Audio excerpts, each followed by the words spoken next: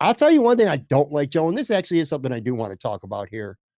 So the Buffalo Bills are the Vegas favorite. We know that. Mm-hmm. Why is everybody, and this is something I don't get. I mean, I'm genuinely asking a question because it befuddles me right now. Why are Bills Mafia, and for that matter, probably fans around the league, sleeping so hard on the Cincinnati Bengals? I just don't get it. You listen to a podcast, you listen to and again, not just hobbyist podcasters. You listen to the pros, you listen to the mainstream guys that do sports media for a living who have a podcast. You listen to them. Even nationally as well, not just locally, but I'm only focused here locally for this discussion. Nobody even talks about the fucking Bengals, man. Yeah. It's crazy. I get it with the Bills. I mean, you're in Buffalo. This is the market, and they're the favorites. I completely get that. But all you hear about are the Bills and how loaded the AFC West is, which it is. And you hear about a lot about the Baltimore Ravens because Lamar Jackson's back and healthy, and a lot of other guys are back and healthy. I mean, that team was just crippled last year with injuries. But you hear about these teams, ain't nobody talking about the Cincinnati Bengals. They're only, and I looked it up before we jumped on here. I went on DraftKings for Super Bowl odds. They went to the Super Bowl last year. They're only the 11th favorite to win the Super Bowl, 22-1. There's 5 teams in the AFC. Forget the NFL. There's 5 teams in their own conference right now who are more heavily favored than them. And before I turn it over to you, I wrote down a couple numbers. I'm going to throw this out to you because this is why, Joe, I get I'm just so, again, I'm confused. Because, and you're not a Bills fan, so I know I'm going to get more objective answers from you. You look at Joey Burrow, okay? Kid's 25 years old. He's only 25. So just like Josh Allen, he's still quite possibly ascending. He's going into year 3. 4,611 yards last year and 34 touchdowns, okay? Joe Mixon, running back, far better. And I'm not necessarily comparing the Bengals to the Bills, but in some cases I have to. I'm going to. Joe Mixon, a far better running back than anything the Bills have. 1,519 total yards last year from scrimmage, 16 touchdowns. Jamar Chase, Bengals team records as a rookie, 81 catches, 1,455 yards, 13 touchdowns.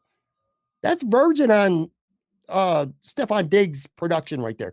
T. Higgins, their number 2 receiver, has over 1,000 yards. Tyler Boyd, their 3rd receiver, 828 yards. Then you go to the other side of the ball. Trey Henderson, that dude is an animal.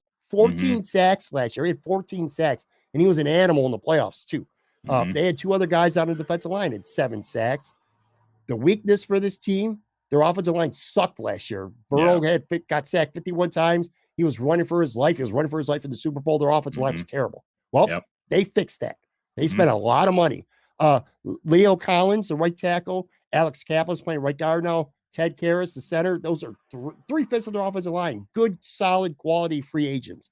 And then they drafted 2 defensive backs that I love, Daxton Hill and Cam Taylor-Britt, with their first 2 picks in the draft.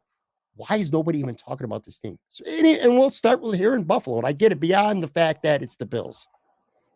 I think it's the lack of respect, honestly, because people still think of Cincinnati as like the Bungles, you know, that was the whole thing last year where, Bills fans were like, well, we beat Kansas City, we go right to the Super Bowl. It's like, well, I mean, the odds are in your favor, but I don't know, man. Cincinnati still beat Kansas City, like in Kansas City, or the game was in Kansas City, right?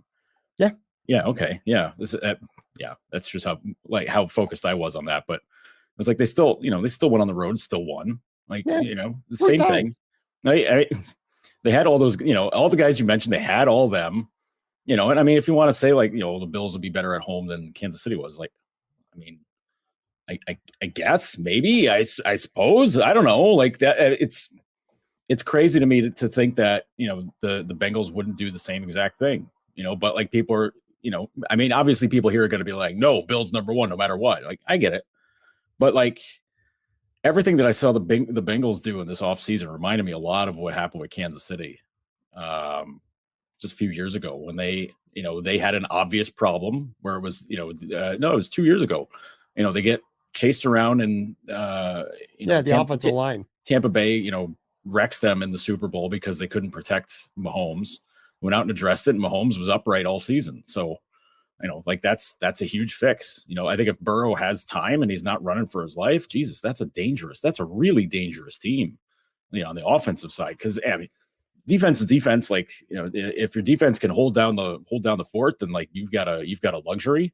But it's an offensive league, so you got to be more focused on that. But Jesus, Higgins and Chase and Boyd, like those are three really, really good. And Chase is borderline elite at this point. We got to see what he does in his second season, obviously, but and they got a great running back too, man. Yeah. Mixon offers such a changeup for them, and he can catch out of the backfield too. Yeah. So it's not just straight ahead running, trying to smash the line, but I think when that perception, at least around here, it comes from not respecting the Bengals, and honestly, it's probably a league wide thing too. Like people just think, they lucked out. They lucked out getting to the Super Bowl. Like, luck was in their favor. Like, I don't know how you luck out beating Kansas City. I don't know how you luck out making it to the AFC Championship. I don't know how you luck out making it to the Super Bowl. Like, that's either an inexplicable amount of luck, or maybe the team's actually good. They are good. And like, to me, that was something where, they were overshadowed by Kansas City, by Buffalo, by Tennessee, and everybody's just kind of like, the Bengals, they got to win a playoff game first. Well, then they did, and they're like, okay, well, that's a fun trip for them. Good, good job, guys, you did it.